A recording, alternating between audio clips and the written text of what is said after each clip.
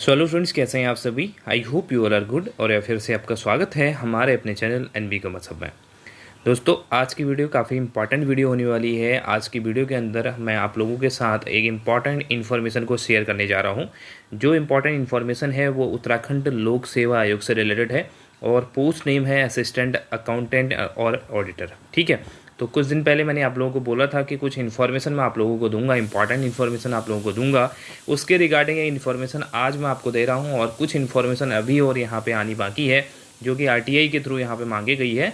तो उसके पॉइंट्स भी मैं आप लोगों के साथ आने वाली वीडियो में डिस्कस करूँगा। I think within 1 week वो इन्फॉर्मेशन भी हमारे पास यहाँ पे आ जाएगी। तो इसके अंदर क्या इन्फॉर्मेशन है वो सारी चीज़ें देखेंगे। अगर चैनल पर नए हैं तो सब्सक्राइब जरूर कर लें और वीडियो पसंद आती है लाइक करना न भूलें। आपकी कोई क्वेरीज होती है तो कमेंट्स भी आप कर सकते हैं। तो चलिए सबसे पहले समझते हैं। देखिए यहाँ पे ये लेटर अगर आप देखेंगे तो ये लेटर यहाँ पे डिस्पैच हुआ है 3 अगस्त 2023 को। तो ऑब्वियसली ये लेटर मेरे पास आज ही पहुँचा हुआ है यहाँ पे। तो इसमें क्या क्या इन्फॉर्मेशन मांगी गई थी और क्या क्या चीज़ें उन्होंने यहाँ पे दी है उनको डिस्कस करते हैं। देखिए इसके अंदर जो पॉइंट्स मेंशन किए गए थे हमारे द्वारा, तो पॉइंट्स में तीन पॉइंट्स मेंशन किए गए थे, लेकिन 3 पॉइंट्स पे अभी इन्फॉर्मेशन नहीं मिली है क्योंकि जो इन्फॉर्मेशन मांगी जाती है वो आरटीआई के थ्रू एक ही विभाग में लोक सूचना अधिकारी को आप लोग भेजते हैं, लेकिन वहाँ पर जो अलग अलग डिपार्टमेंट्स होते हैं तो वो डिपार्टमेंट्स जो इन्फॉर्मेशन होती है जहाँ पे अवेलेबल होगी उस डिपार्टमेंट के थ्रू उस जो अनुभाग है वहाँ पर से इन्फॉर्मेशन को डिस्पैच करते हैं। तो जो ये इन्फॉर्मेशन आई है 1 पॉइंट की इन्फॉर्मेशन है, इसके अलावा 2 पॉइंट की इन्फॉर्मेशन अभी और बची हुई है और आई होप कि वो जल्द ही यहाँ पे आ जाएगी। देखते हैं इसमें सबसे पहले। देखिए इसमें पॉइंट नंबर 3 था, 3 पॉइंट थे इसके अंदर। तो बिंदु नंबर 2 था इसके अंदर। बेसिकली इसमें पूछा गया था कि जो असिस्टेंट अकाउंटेंट एंड ऑडिटर का जो एग्ज़ाम हुआ है बेसिकली, तो उसके लिए रिजल्ट के रिगार्डिंग पूछा गया था कि रिजल्ट इसका साथ में डिक्लेयर किया जाएगा या फिर ऑडिटर का रिजल्ट पहले आएगा। अब इस जो स्टेटमेंट है, जो ये रिप्लाई वहाँ से आया है, इसके द्वारा बहुत सारी चीज़ें इन्फर करने को मिलती हैं। उसको मैं कंक्लूजन आप लोगों को दूंगा। पहले सुनिए यहाँ पे क्या लिखा हुआ है। सूचना के अधिकार अधिनियम के अंतर्गत प्रस्तुत आपके ये डैश डैश डैश की बिंदु संख्या 2 की सूचना उपलब्ध कराने हेतु हस्तांतरित किया गया था, जिसमें बिंदु संख्या 2 में रिप्लाई किया दिया गया है। देखिए सूचित करना है कि सहायक लेखाकार परीक्षा 2022 के अंतर्गत सहायक लेखाकार एवं लेखा परीक्षक दोनों के पद विज्ञापित हैं और जिसके क्रम में परीक्षा परिणाम एक साथ घोषित किया जाएगा। अब ये पॉइंट बहुत ज़्यादा इंपॉर्टेंट है दोस्तों आप सभी के लिए। अब क्यों ये इंपॉर्टेंट है? क्योंकि इसमें पूछा गया था कि रिजल्ट क्या पहले ऑडिटर का डिक्लेयर कर दिया जाएगा या फिर ऑडिटर और असिस्टेंट अकाउंटेंट का साथ में डिक्लेयर किया जाएगा। ये इन्फॉर्मेशन यहाँ पे मांगी गई थी। तो इसके अंदर साफ साफ इन्होंने बोला है कि परीक्षा परिणाम साथ में आएगा, मतलब दोनों का रिजल्ट साथ में आएगा। अब इस चीज़ से क्या कंक्लूजन निकलता है? देखिए सबसे बड़ा कंक्लूजन ये निकलता है इसके अंदर कि इसके अंदर ऑडिटर के अंदर भी टाइपिंग हो सकती है और हो सकती इस इन्फॉर्मेशन के थ्रू या फिर इस पॉइंट का जो रिप्लाई है उसके थ्रू तो लगता है कि 100% इसके अंदर ऑडिटर के अंदर भी आपकी टाइपिंग होगी ही होगी। क्यों मुझे ऐसा लगता है या मैं क्यों ऐसे ये बात इतनी श्योरिटी के साथ बोल रहा हूँ? तो सीधी सी बात है, इसके अंदर खुद अपना दिमाग लगाइए आप लोग। अगर इसके अंदर आपको पता है जो असिस्टेंट अकाउंटेंट एंड ऑडिटर वाले बंदे हैं जिनके पास बेसिकली क्या था, आपका CCC सर्टिफिकेट या फिर O लेवल सर्टिफिकेट था, तो उनके लिए अलग से लिस्ट आई थी। अब ऐसा तो है नहीं कि उसके अंदर जितने लोगों का बेसिकली नाम था या रोल नंबर था DB के लिए सभी का सिलेक्शन हो जाएगा, ऐसा तो उसके अंदर है नहीं। और दूसरी चीज़ इसके अंदर की ये भी प्रेफरेंस अभी नहीं मिली है या आयोग के पास कि कौन बंदा यहाँ पे आपका असिस्टेंट अकाउंटेंट चूज करेगा या फिर कौन पर्सन आपका ऑडिटर चूज करेगा।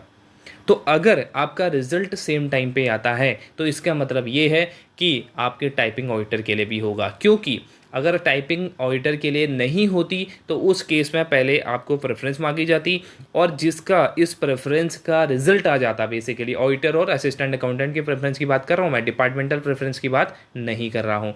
और इसका जो प्रेफरेंस जो मांगी जाती कि आप कौन सी पोस्ट को चूज करना चाहते हैं, अकाउंटेंट की पोस्ट को चूज करना चाहते हैं या फिर ऑडिटर की पोस्ट को चूज करना चाहते हैं, और इसका जब रिजल्ट आ जाता बेसिकली, तो जिनका सिलेक्शन असिस्टेंट अकाउंटेंट में बेसिकली जिसका सिलेक्शन ऑडिटर में हो जाता तो उनका तो ठीक है, लेकिन जिनका ऑडिटर में सिलेक्शन नहीं हो पाता क्योंकि इसके अंदर लिमिटेड सीट है, 51 या 52 के अराउंड टोटल सीट्स हैं, तो उनके लिए कौन सा दूसरी विंडो खुली रहती, कौन सी, असिस्टेंट अकाउंटेंट की, और वो लोग जाते टाइपिंग के लिए। तो ये प्रोसीजर बनता अगर आपका रिजल्ट अलग अलग डिक्लेयर होता तो।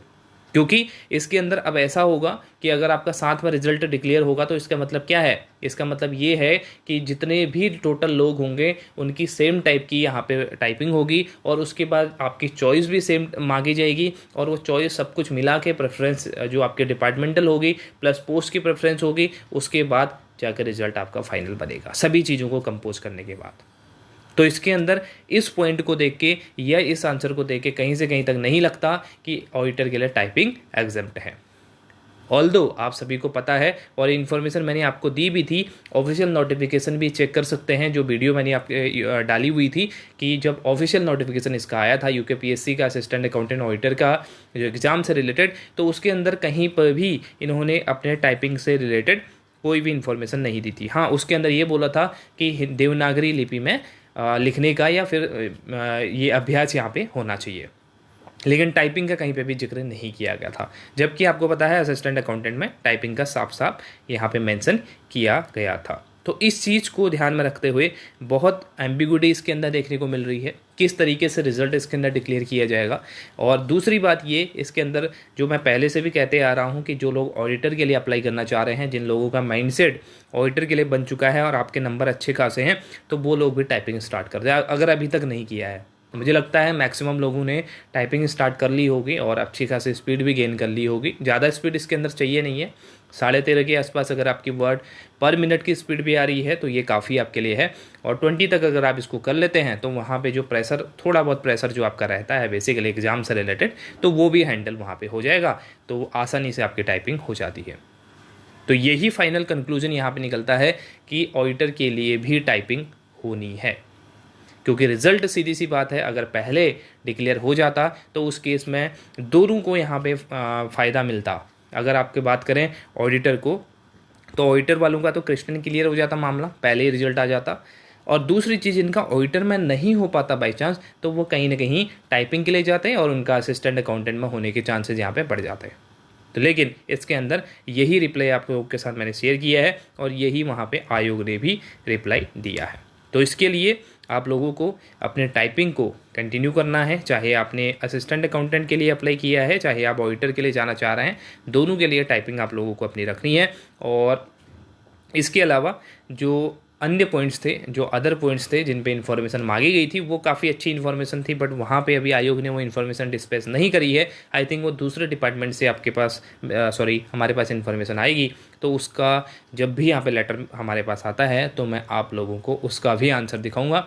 और जैसा कि आयोग ने बताया था लास्ट वीडियो के अंदर, मैंने आपको डिस्कस भी किया था कि सितंबर तक ये प्रक्रिया पूरी की जानी है। तो कहीं ना कहीं अगस्त अभी चल रहा है, तो अगस्त के अंदर हो सकता है आपकी प्रेफरेंस विंडो खुल जाए या फिर टाइपिंग के लिए आपके पास नोटिफिकेशन आ जाए, तो यही उम्मीद करते हैं। सो गाइज, आज की वीडियो में इतना ही था। अगर वीडियो पसंद आई तो लाइक करना ना भूलें और अपने दोस्तों के साथ भी शेयर करें, क्योंकि मुझे पता है आप लोगों को कितनी क्यूरियोसिटी इसके अंदर हो रही होगी।